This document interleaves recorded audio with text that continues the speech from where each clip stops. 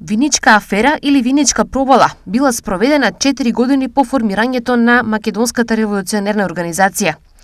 Представувала тежок удар за македонските револуционери. Почетокот на аферата, односно откривањето на мрежата на македонските револуционери, се случува во Виница. Тогаш, на денешен ден, 1897 година, разбойничка чета раководена од Коте Голчев од Берово, а дојден од Бугарија, упаѓа кај богатиот турчин Касимбек, кој го убиваат заедно со неговиот чувар. По убиството, разбойничката чета бега и се крие во Бугарија. Но потоа се случувале кобните настани. Ѓорги, односно ноќниот чувар на бегот, бил приврзаник на Македонската револуционерна организација. И токму тоа убиство стана причина да се расплете и развие страшната виничка афера.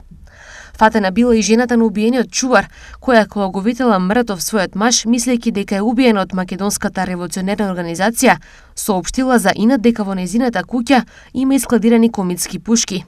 Наоѓајќи ги посочените пушки, кај макамот ги претресува и другите куќи и открива 50 пушки, 20 бомби, неколку сандуци со патрони и малку барут.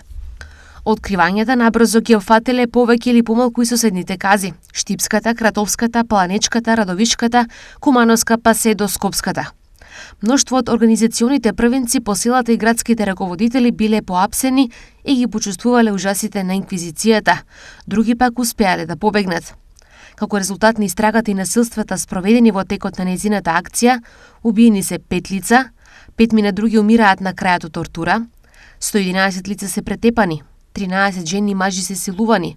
Вкупно апсени се 528 лица, а околу 300 луѓе избегале во Бугарија. Вкупниот број на апсени надминал 1000 лица. На масовните апсења и жестокоста на теророт следувале индивидуални и колективни протести од другите градови низ Македонија. За запирање на теророт на властите интервенирале и дипломатските представници на Русија, Австро-Унгарија и Велика Британија.